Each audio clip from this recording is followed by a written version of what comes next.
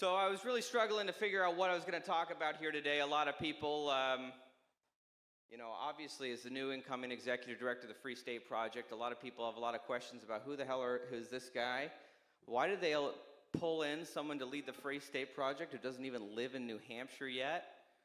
And a lot of people have been asking me questions about some of the stories in terms of how I got on this road, how I came to be here.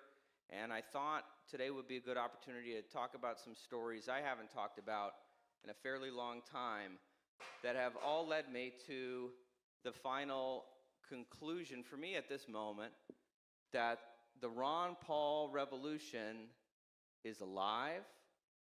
It is alive across this country, and where it lives more than anywhere else is here in New Hampshire.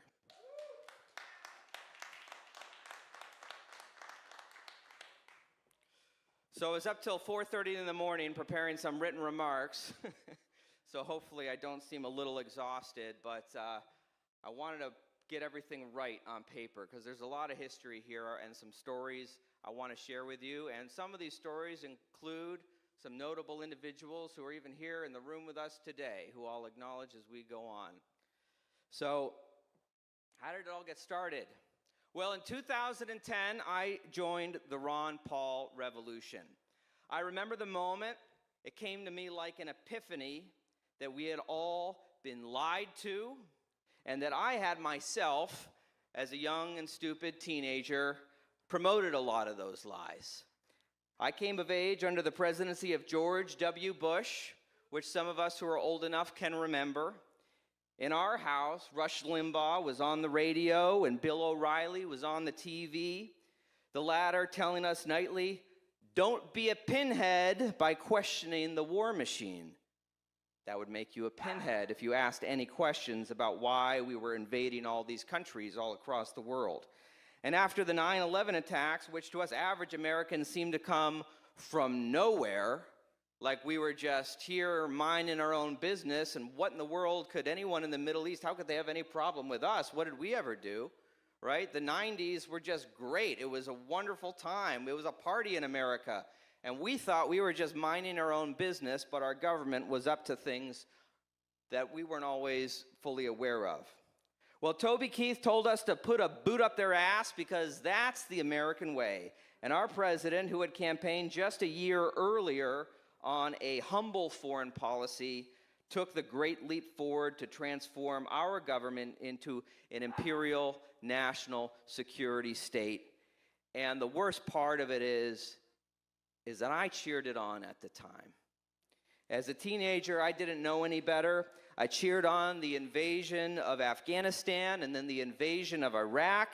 I cheered on the passage of the Patriot Act and the destruction of our civil liberties. And when people dissented from the war, I cheered as the CDs of the Dixie Chicks were smashed in the streets. And I even put a Boycott France bumper sticker on the back of my first car. Why? Because Bill O'Reilly told me to. That's where I was.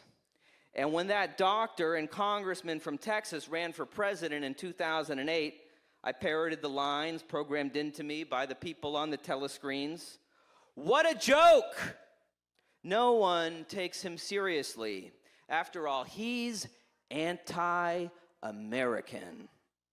And when he told Rudy Giuliani to read a few books about the reasons we were attacked on 9/11, because our government in Washington, D.C. was in the Middle East, bombing countries, propping up dictators, and starving children to death, I was right on cue with everyone else.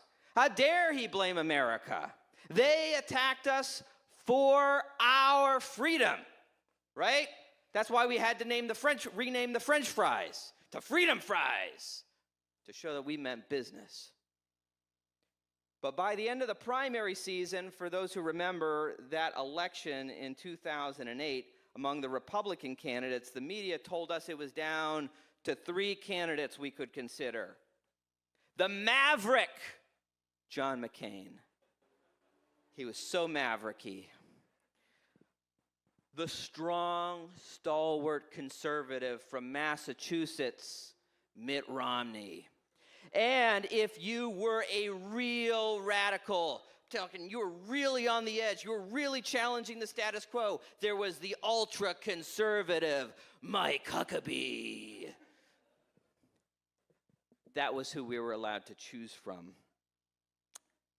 And so I voted in the 2008 Ohio Republican primary within that 3x5 card of allowable public opinion for Mike Huckabee. And I felt like a real rebel doing it. When Frank Luntz arrived at my college campus to poll students, I actually appeared on Fox News, and thankfully I've never found this clip because I would be so embarrassed of it today. I was saying, I was voting for Mike Huckabee, but you know what? I was excited to support, in November, the presumptive Republican nominee, John McCain. That Hawks hawk who never saw a country he didn't want to bomb and fancied himself clever for singing a parody song about launching another Middle East regime change war with bombs incinerating more babies and civilians to the tune of Barbara Ann. Bomb, bomb, bomb, bomb, bomb, Iran. And I even voted for him in November. I look back on that and I think about how I was living inside of a matrix, right? I think we all kind of try to find different words. We often turn to pop culture for how do we describe this phenomenon of people who can't see the reality that's right in front of them. And it's a pretty good metaphor. I was living in the matrix, under the spell of artificial narratives, and I couldn't see anything wrong with it. The red team was good, and Barack Obama was a socialist. At least the second part was true. It wasn't until the Tea Party took off that I could even imagine any dissent from the Republican Party orthodoxy. Watching Glenn Beck, I know there's many criticisms fairly to make about Glenn Beck, but he was a bit of a gateway drug for me, and I've heard some other libertarians along the way who he was for as well. Every 5 o'clock in the living room in the house I was sharing with other students at Ohio University, I was tuning in to the Glenn Beck show.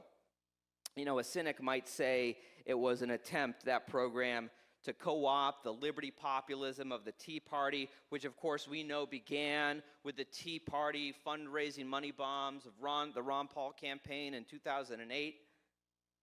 But that's not the effect it had on me. Suddenly, it seemed that being a conservative stopped centering so much on support for Bush-era wars, which had, of course, become Obama-era wars. Maybe that making it a little bit easier for conservatives to start thinking a little differently there. But rhetorical support for the U.S. Constitution as the basis for opposition to socialized medicine and banker bailouts seemed to be the new focus of what it meant to be a conservative. And Glenn Beck even praised that doctor from Texas on occasion, saying he was the most honest man in Congress. Well, I thought, boy, if Glenn Beck is saying that, maybe, he still thought he was wrong on all the foreign policy and all the wars, but boy, if he could say that this guy was the most honest man in Congress, then maybe I had judged something a little bit wrong. Maybe there was something there worth looking at. So my brother sent me a book. I had a brother, an older brother. I still have an older brother. He's still around, right? When I was a George W. Bush supporter, rah, rah, the wars, I will say he was the first Ron Paul supporter in our family, and I'll tell you, he wasn't always very nice about it. He would say to me, Eric, you really think that they just attacked us because they hate us for our freedom? That they heard Britney Spears, was not wearing a burqa and they decided to come over halfway across the world and attack us? He would mock me, he would ridicule me, and of course, I was wrong and he was right, but, that wasn't the most effective way to get me to change my mind. It caused me to dig my heels in a little bit. But he sent me a book. I have the very copy of the book right here. Ron Paul's The Revolution, a Manifesto. In retrospect, I'm sure some folks have a copy of this book. I've always thought it was very interesting to look at this book versus the books put out by all other presidential candidates I've ever seen. What's the number one thing you see on the cover of books by presidential candidates? You see their face, right? You see Hillary Clinton's face on whatever book she wrote about, anyway, Mitt Romney, John, it's always like their face. It's about them. Where do you find Ron Paul's face? You got to turn to the back of the book, right? Because this wasn't about him. It was about ideas. It wasn't about how great he was. It was about how great the ideas that he was carrying were. Ideas that have been passed on from generation to generation since the American founding, from Thomas Jefferson, this torch of liberty being passed down from so many. And in that moment, Ron Paul was carrying that torch and carrying those ideas. So I actually read it. I came to the conclusion that I agreed with him on everything except for one major thing. We can all guess what it was. I'm sure many of us who were involved in those days heard it from conservatives all the time. I agree with him on everything except for foreign policy, right? He was right that the government had grown too large. He was right that we needed to cut spending in a serious way to stop the growth of the $14 trillion debt. $14 trillion, wow, right? It seems comical these days. It's tripled in size since then. It seemed that he was on to something when he wrote about the Federal Reserve and the threat of inflation. I could even begin to see where he was coming, though it was a little hard for me to get over certain things that had been programmed into me, but I could start to see where he was coming on the war on drugs and recognizing that perhaps a lot of the policies that had been put in place to crack down on drug abuse were maybe in fact making drug abuse worse and maybe weren't helping the problem at all. But on the foreign wars, like so many conservatives at the time, my mind remained very closed. I had bought in too much. I had internalized this war fever into my identity and my sense of self as I yelled at my liberal friends in high school and college who told me Bush lied, people died, and I would get angry and I would regurgitate the talking points I heard without understanding from Sean Hannity and Bill O'Reilly, and I just doubled down and I dug my heels in, and it had become, very unhealthy, actually. I passionately defended these wars for years, and those propaganda slogans, I couldn't let go of them. But I think that I must have known on some level there was a bit of cognitive dissonance building for me, that something was really wrong here, and I couldn't quite admit it to myself. But then two things happened. First, that brother who sent me the book, he kept sending me these YouTube videos by a guy named, now some people might know him, some people might not. He was actually here at PorcFest for the first time this year, and he gave a great speech on Tuesday. His name is Jack Hunter, and he kept sending me videos, YouTube videos by this guy, and what Jack Hunter was great at was talking to conservatives and really talking to conservatives on their values, where they are, and saying, if these are really our values, shouldn't we be conserving liberty? Isn't that what we should be concerned about? Our Constitution, our Bill of Rights, our Declaration of Independence, the ideas are all there. Isn't that what it means to be an American conservative? And I will always remember, because it was one question that just got stuck in my head and just rolled around there for a long time. I kept trying to wrestle with it. In one of these videos, he asked conservatives, if we all agree that the Federal Department of Education is a wasteful and counterproductive government bureaucracy, then where is the magical fairy dust we sprinkle over the Department of Defense to make it anything different? Where is that magical fairy dust? Don't we as conservatives know that government is terrible, wasteful, and incompetent? Why, when it comes to the military, should we expect anything different? So that question stuck with me. It kept rolling around in my head until a particular week of the Glenn Beck program, in which he devoted to areas to cut spending in the federal government. Now, the first couple things were things you would expect on a conservative TV, show. I don't even remember what they were. I'm sure it was like the Department of Education. Maybe it was complaining about NPR, right? If we cut funding for NPR, that's going to balance the budget. I mean, we should do it, right? They shouldn't get a dime from us, but certainly this nibbling around the edges things isn't very serious. But I always remember, and I think it was the Thursday that week, Glenn Beck did an episode on, he said, we've got to put all the sacred cows on the table if we want to balance the budget and get spending under control. So let's talk about the Department of Defense. And I don't even remember what it was said. I mean, I imagine it was probably some very mild critique. It was something in the range of, we have to admit that not every dollar used on the military is well spent, something, maybe a conservative can kind of open their mind to a little bit. But whatever it was, whatever he said was besides the point. In that moment, it was like the door of a mental prison that I had been trapped in without realizing it for so many years. It's like it swung open. I could suddenly see things that I couldn't see before. All of the arguments that I had been reading and hearing and rejecting suddenly clicked into place because that Tea Party conservative TV pundit host gave me permission to ask questions. Sometimes I talk about that, and I think kind of how sad it is to realize that I needed permission from someone else to ask questions. But I will say, I think as time has gone on, I realize that there are a lot of people who still find themselves in that mental prison. I think we only need to look around at what happened in our country during COVID to realize that a lot of people are still living in mental prisons, afraid to ask questions until someone in authority tells them it's okay to ask questions, right? Did that come from a lab? You can't ask that question. The people in authority say that's a conspiracy theory, right? We've all seen that. So for me, back in 2010, once I found that permission to see what was right in front of me, instantaneously I realized I joined the Ron Paul revolution. Realization that the doctor from Texas, Congressman Ron Paul, was right, or that the ruling establishment had lied to us. It was the realization that the people in power, and the neoconservatives in particular, had preyed upon our virtues. This is the thing that made me the most angry when I realized it. They didn't just lie to us. They preyed upon our patriotism. They preyed upon our compassion for other people, our love of freedom, in order to convince us to go halfway across the world and commit great evils against people who never harmed us, resulting in the deaths by some estimates of millions of people. That's what they did. And they preyed upon good people to get them to support it. But what the hell could I do about it? I was a college student at Ohio University. I was about to graduate with a BFA in theater. I didn't know what I could do about it. But I did start reading a lot of new kinds of books.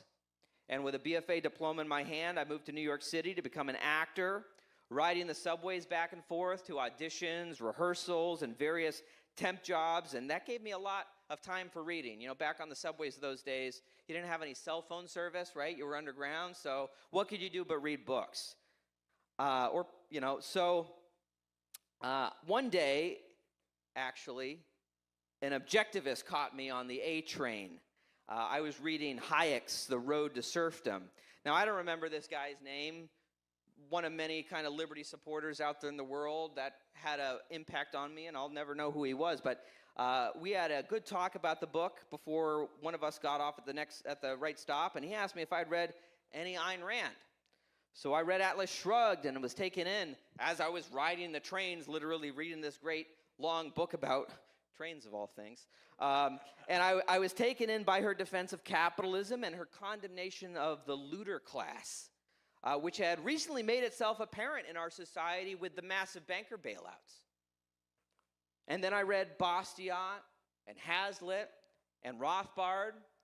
And after 17 years of public education, I was finally receiving the best education of my life, riding back and forth on the New York subway system, reading things I actually wanted to read and not things that were assigned to me by some teacher or professor. I mean, I don't mean to hate on my teachers and professors. I had some great ones, but it was really when I became a self-directed learner, reading the things that I cared about, it was profound. And eventually I discovered the New York City Liberty crowd, and that's when I became an activist, not just a person who agreed with the ideas, but the person who said, I'm finding ways to try to make a difference. It was there that I met someone who's still a very good friend of mine today, a man named Michael Moresco.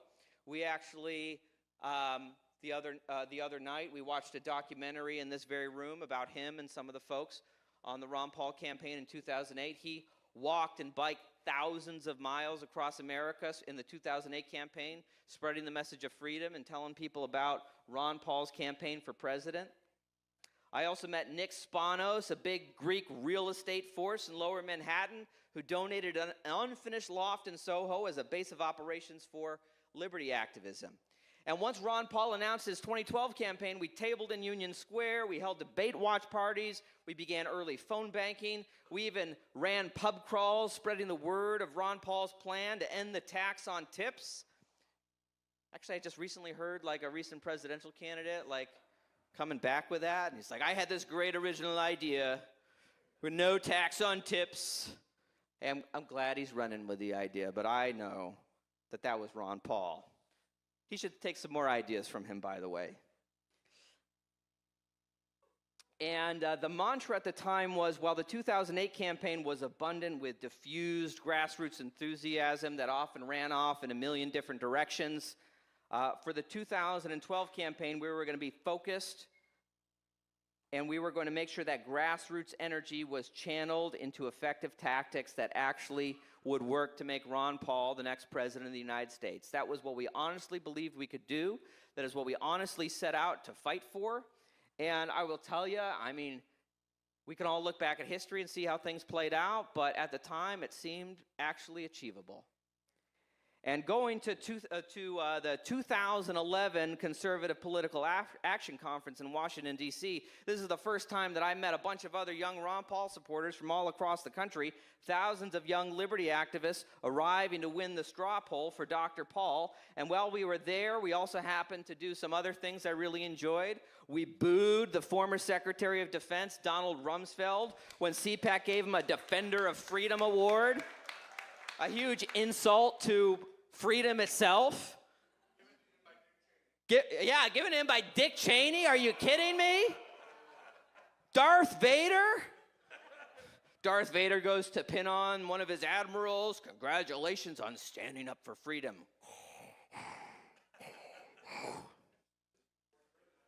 And we even booed, at the time, Donald Trump, when he, flirting with a campaign for president that year, told us, Ron Paul can't win.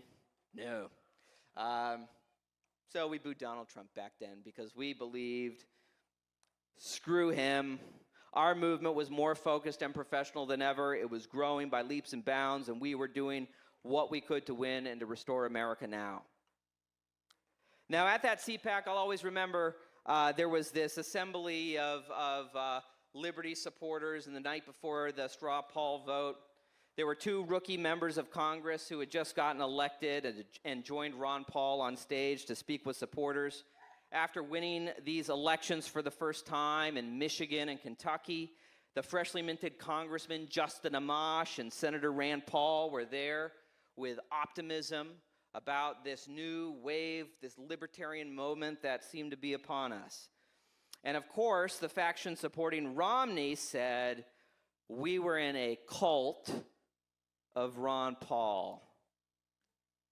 Well, while we were listening to our liberty heroes in our room of where all the liberty opponents were gathered, the irony, of course, was that they were gathered in another room for a celebration of Ronald Reagan. And get this, there was a cake with Ronald Reagan's face on it, right?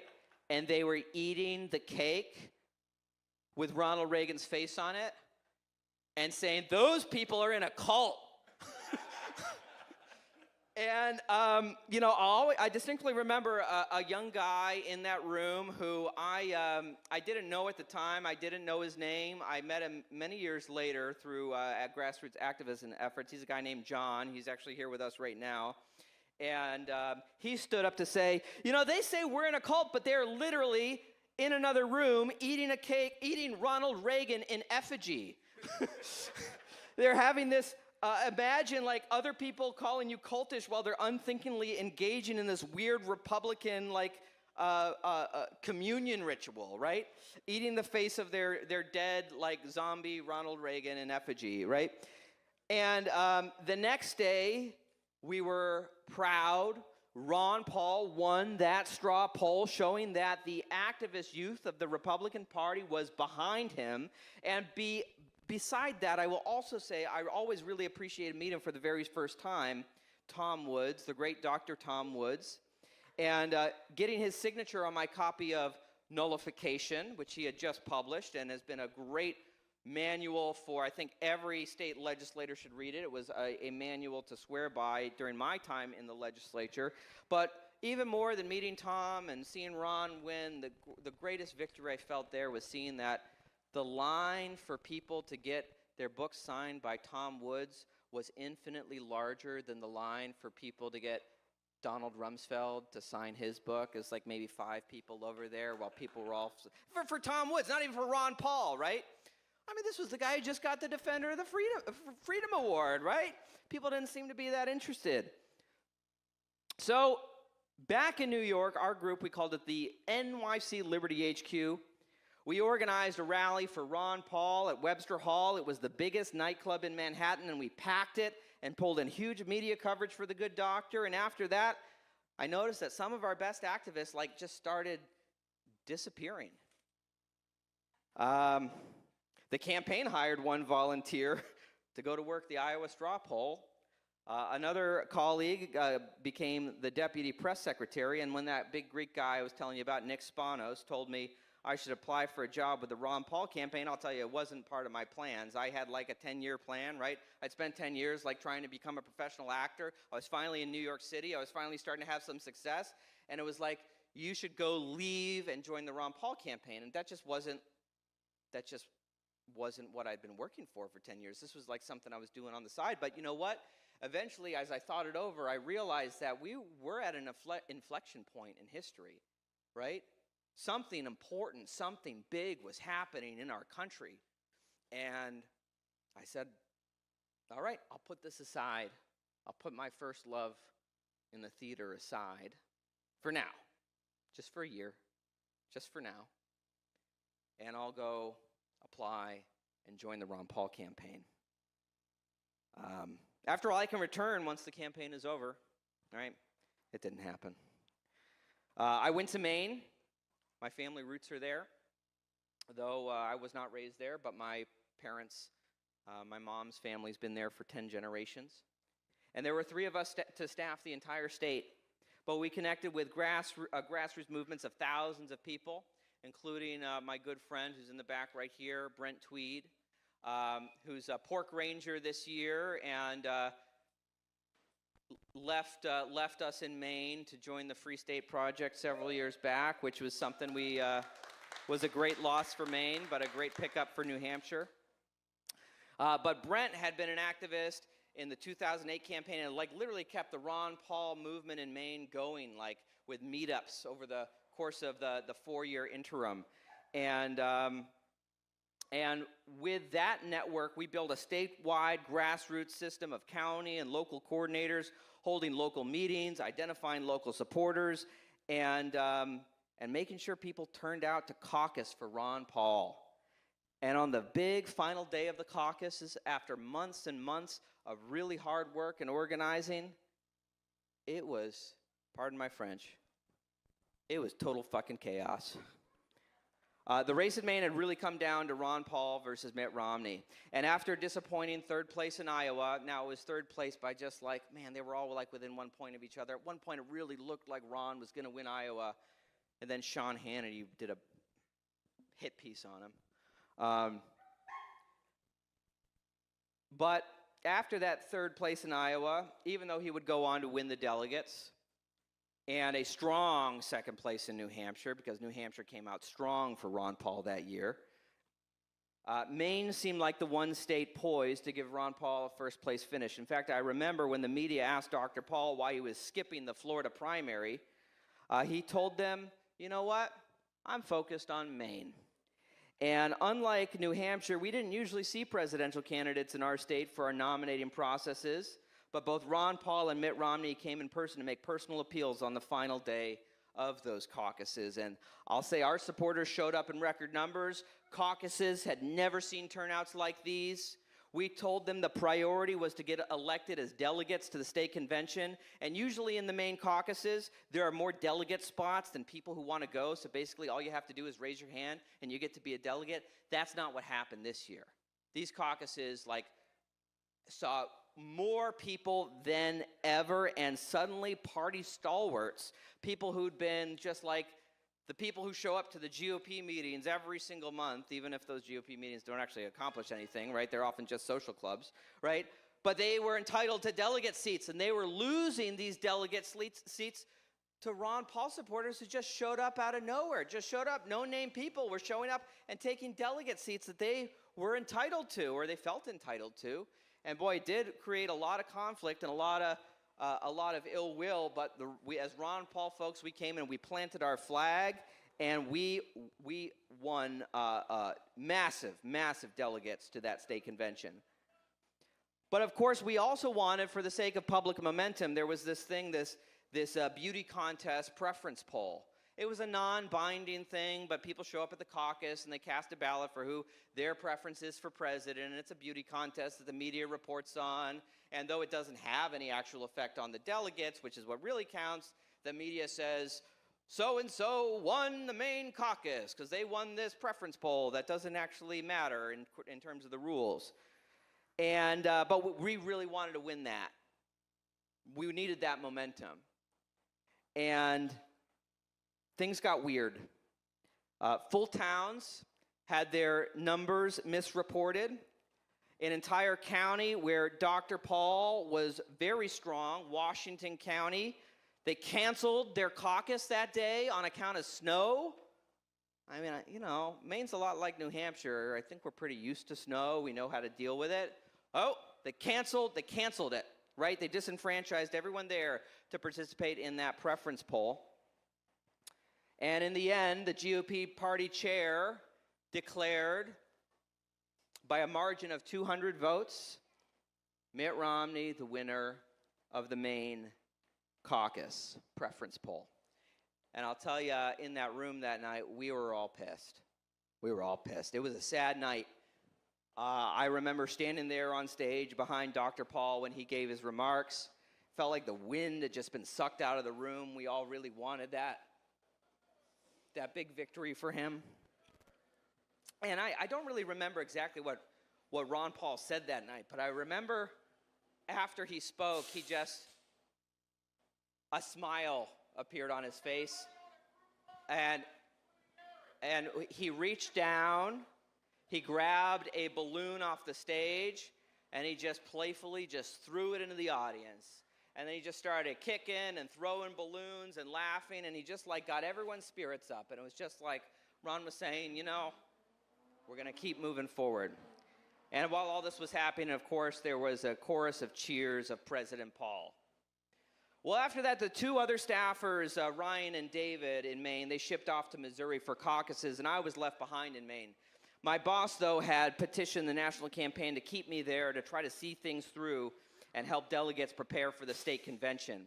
We only had a few months, and I didn't really know what I was doing, to be honest. I mean, I was 23 years old at the time. I was a very young man. And but I was wise enough. I pulled together a team of grassroots leaders from across the state, and we started planning our convention strategy. But at the same time, however, I noticed that because we're libertarians and we all do our own thing, I noticed that there were another group of Paul delegates in another part of the state that had started organizing their own strategy conference calls. And I thought, oh no, this is going to be a disaster. If we fracture now, if we go into this state convention with fractured strategies and without a unified front, we are not going to be able to deliver victory for Dr. Paul. And we would be unable to pull off the coup that we ultimately did pull off, which they ended up calling the greatest coup in recent Maine history. For those who remember the days of the Ron Paul Revolution, there was often tension and distrust between the official campaign and the grassroots. In a system of spontaneous order, everyone has their own ideas on how best to pursue their goals. Certainly in the Free State Movement, we certainly know that, right? And the campaign wanted to focus on the meat and vegetables of winning elections, making phone calls for voter identification and turnout. There was a call center right here in New Hampshire that was infamous for how many calls were being churned out by volunteers with a very clear purpose. And in fact, that was led by that Greek guy, Nick Spanos, who pushed me into the job. He came up to New Hampshire to help with the phone calls for Ron Paul. But, you know, a lot of grassroots folks were still focused on plastering the world with yard signs, crowdfunding for their own literature, including an infamous super brochure that many people thought was kind of counterproductive, and spending effort and money on activities that didn't always translate into votes at the polls. But you know what? That's what grassroots are about. And in some ways, that's what made the Ron Paul campaign magical. And, oh yeah, the 2008 blimp, that was before my time, but that was one thing that was certainly magical. Now, in my position, look, I couldn't fault the delegates organizing an alternate convention strategy, so just because I was the state director of the official campaign didn't mean anyone was obligated to, like, follow my strategy and, like, what I thought. Like, we're all radical individualists, we're all libertarians, we do what we think is best, we make our own decisions. You know, they wanted to be proactive, and I realized that I had to more broadly include people in the preparations that we were putting together. We had to have some radical communication, some radical collaboration, some radical transparency. So I held my own weekly calls. We opened to all the identified Ron Paul delegates. We visited every county holding convention trainings. And, you know, people say that organizing libertarians is a lot like herding cats, right? We hear that a lot. I found the secret is don't try to herd libertarians. You're not going to. You can't herd cats. You can't herd libertarians. So instead, don't try it. I laid out the plan. I invited people to participate. And we built a united front together for what newspapers did eventually call the greatest political coup in recent Maine history. As the convention approached, we continued identifying delegates through phone banking. We saw the numbers were close, so we went for everything. I took applications for national delegate. I have interviewed every candidate personally and put together a slate representing leaders from every county in the state. And that wasn't all. After the long clash with our party establishment, who called us wingnuts, by the way, and the repeated behavior of party establishments across the country disrespecting, disenfranchising the Ron Paul supporters in their state, we decided, with full slates of vetted candidates, we went after every single thing in the party that was not nailed down. On the first day, Paul delegates executed the first stage of our strategy. It was a simple one. Wake up early and be in line at 5 a.m. The convention probably didn't open until like 8 or 9, right? So we had people standing out there 3 hours ahead of time at the Augusta Civic Center to ensure we received our credentials first, because we worried the establishment's pick for convention chair would railroad us. So we decided we were doing something you just don't do. We decided we were going to run our own candidate for chairman of the Maine Republican Party convention, a Ron Paul supporter. His name was Brent Tweed. He's sitting back there, right? We came to affectionately call him Boss Tweed, the man who taught me everything about parliamentary procedure. And since we were seated first, of course, though, we were worried if they were seated first, they would just go ahead and run the vote without us. But of course, because we were seated first, they made it sure that every single person was fully credentialed before they ran the vote. But when the establishment pick for convention secretary lost unexpectedly by several dozen votes to a Paul delegate, a panic set in amongst our opponents. They whipped every supporter they had, chatting out in the halls to be present for the next vote for convention chair. And in the end, after hours of hand counting and disbelief, out of 2,000 delegates present, Brent Tweed won the chairmanship by 4 votes. 4 votes. If a single family hadn't shown up that day, history would have been different. The man, as I said, the man who taught me parliamentary procedure now had the gavel. And we learned how quickly we studied and understood the rules better than our opponents when the whole convention descended into chaos. Well, I led the convention strategy from the floor for the Ron Paul delegates, wearing this nice hat that we had to all of our organizers on the floor wearing. On the other side, for Mitt Romney, was a guy named Ben Ginsberg. He's an infamous attorney, a parliamentarian, and a power player for the national GOP establishment. And he remains my very favorite political scalps I keep on my wall.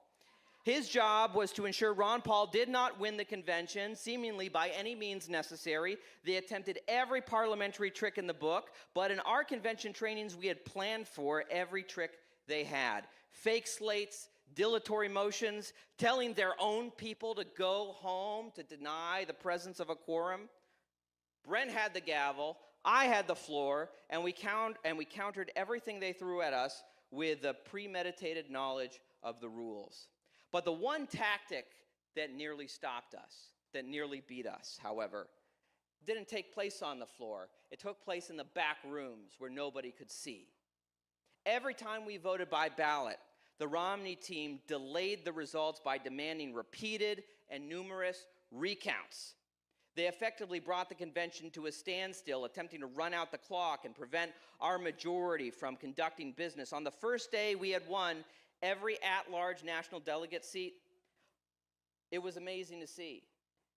A bunch of no-name first-timers defeated the Republican Secretary of State and well-known elected officials.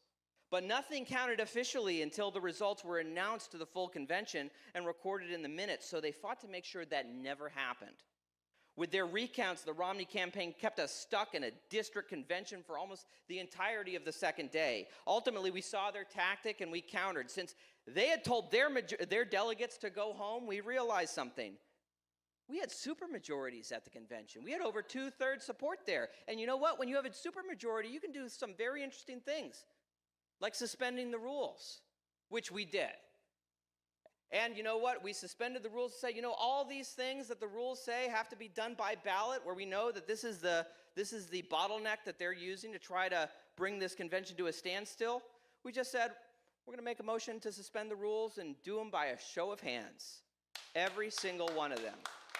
And in record time, we took everything. We took everything. Their strategy collapsed. We took the delegates. We took majorities on the GOP state committee. We took both RNC seats, even electing the youngest member ever, a 21-year-old Irish Spitfire named Ashley Ryan. She's awesome, if anyone knows her out there. To this day, everyone who was there still talks about the 2012 Maine Republican Convention. And you ask anyone here at PorcFest who was there, they'll tell you about it too. Now, keep in mind, however, I was only 23 years old. My plan had been to go back to work in the theater, but I found myself in a very peculiar position at the age of 23 of having taken over my entire state's Republican Party, right?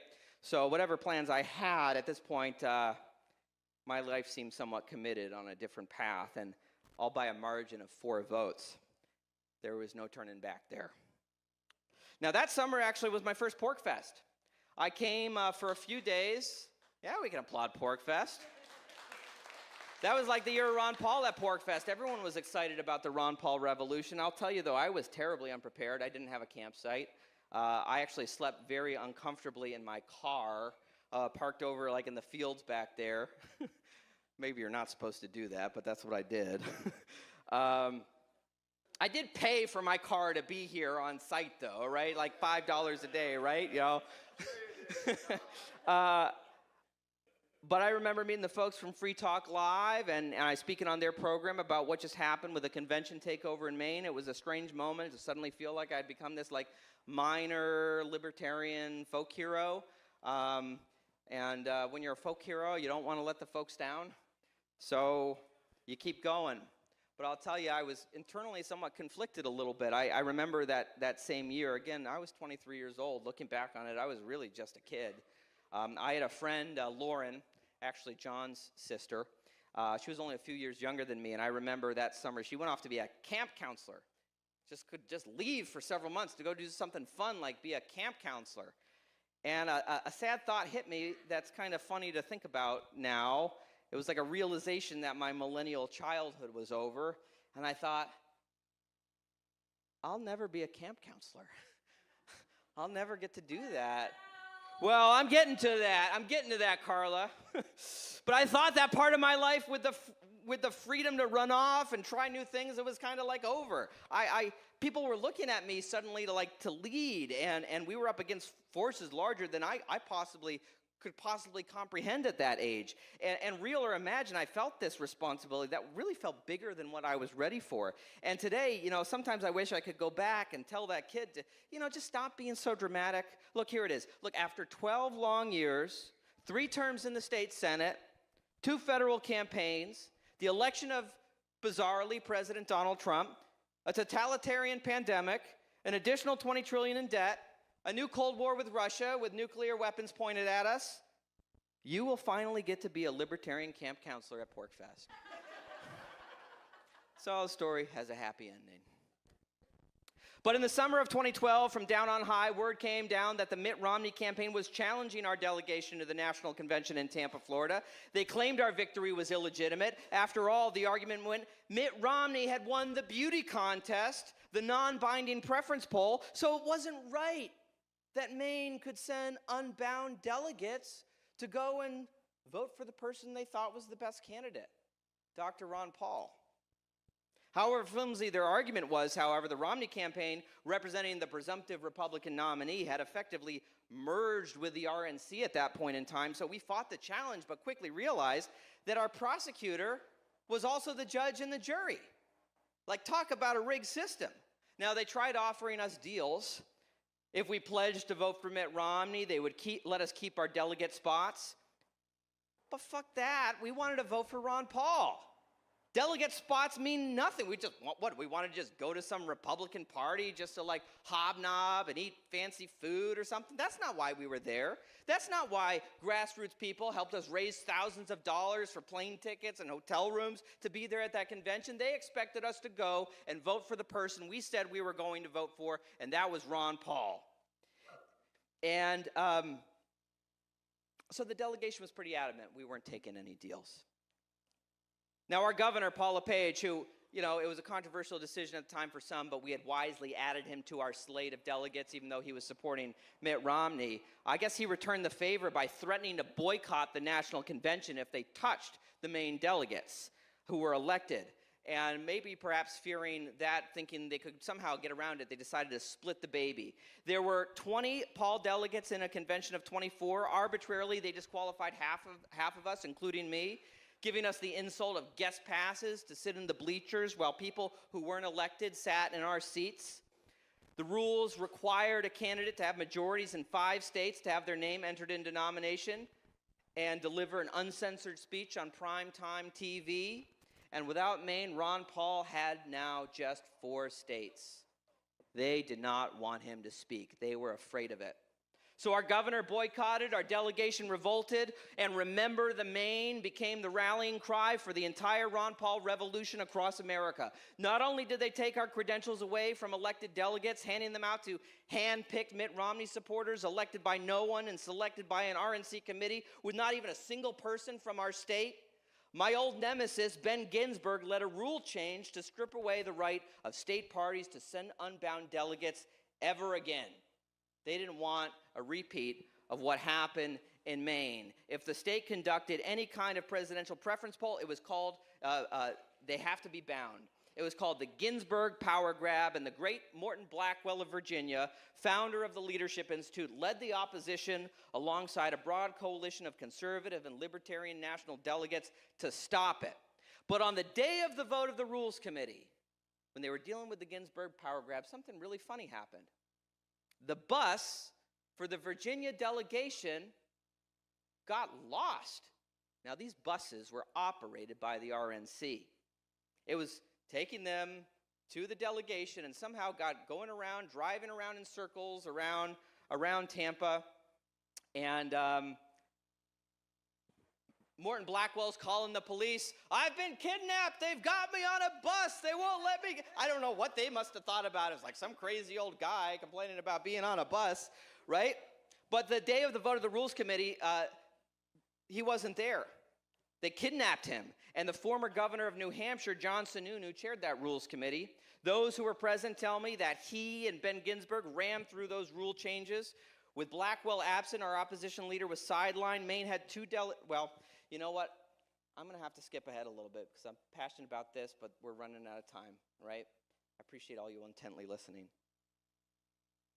Look, I'll skip ahead a little bit. At the end of it, People fought on the floor to seat the Maine delegates, to fight the rural power grab. And you know what? Actually, after we were going to like hotel rooms, slipping stuff under doors, letting delegates know, and of course getting kicked out of those hotels when people figured out what we were up to, trying to alert delegates about it.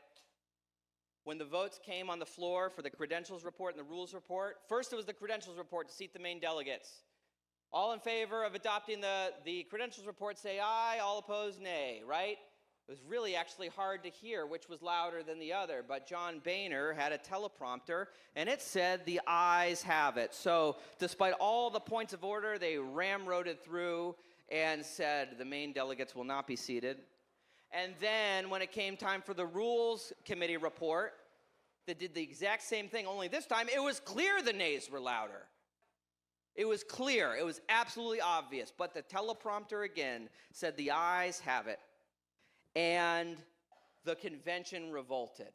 We realized we were not at an actual convention. We were at a made-for-TV special where the delegates are props and the votes don't matter. So people from states all across the country left, marched out in protest, chanting, "As Maine goes, so goes the nation." And you know what? I can't help but take a little bit of pride knowing that later in that general election, Mitt Romney lost by less than the margin that Ron Paul got in key states because he kicked us in the teeth. He said, we don't want you in this party. And many people said, fine, we're not voting for you. We'll just let Barack Obama win. That's what the Republican Party wanted. They didn't want us. But I kept at it. And I kept thinking about what Obi-Wan Kenobi said, strike me down now, I will rise more powerful than you can possibly imagine. So when the campaign ended, Ron Paul announced his retirement from Congress, and he is no central planner. People kept asking him, Ron Paul, what do? We want to continue on the liberty movement. We want to continue fighting. Tell us what to do. And Ron Paul said, I don't know. You got to figure it out. That's up to you. There's a job out there for you, but it's up to you to find. And so people went out and did many things. Some people pursued agorism. Some people pursued homeschooling. Some people said, we're going to end the Fed by pioneering Bitcoin and cryptocurrency. And these days, it seems like they might actually succeed at doing that. But I went a political path. I ran for state senate. I won a state senate seat and served multiple terms, passed constitutional carry, right to try, welfare reform, medical cannabis, a whole bunch of things. I ran 2 federal campaigns. I ended up in the Twitter files when my U.S. Senate opponent went to the Twitter executives to get me censored, and my opponent censored. I kind of feel like, I can't go through it all for the sake of time, but I kind of feel like I've been Forrest Gumping my way through some major historical events the last couple of years. I don't know if anyone can identify with that. But I've been fighting for liberty. I joined the Ron Paul Revolution. I was a soldier of the Ron Paul Revolution, and I still am today. And every single step along the way, I've asked myself, what is the best thing I can do right now to serve the cause of liberty? And after 14 years at this, particularly working in the state of Maine, seeing liberty in my state die a death by a million cuts, it's been hard to ignore that here in New Hampshire, it's been statism that has been dying a death by a million cuts. And it's because of the concentration strategy. And boy, there's so much more to say. This speech went on a lot longer than I had planned for. I wish I could keep talking. But I'll just say this. I'm really honored to be able to join the Free State movement. I think that this is our Galt's Gulch. This is our Helm's Deep. This is our granite fortress of freedom. As progressivism and tyranny is on the upswing everywhere else across America, here in New Hampshire, because of the work of the Free State movement, because of the libertarian concentration strategy, we're actually beating those forces back, and we are establishing a real laboratory for innovation, for actual liberty and community here in New Hampshire. And there's so much more I would say, but I just want to say thank you for listening to these old stories. Thank you for being a part of this fight for liberty. Look, that torch of liberty has been passed down, not just in our American times, but you go back to even the ancients like Cato the Younger passing the torch of liberty down, inspiring our founding generation, Thomas Jefferson inspiring people like Ron Paul, and Ron Paul handing that torch of liberty off to all of us. The revolution is ours now. The revolution is here, and the revolution lives. And it lives here in New Hampshire, and I'm so honored to be beginning this journey with all of you. Thank you very much.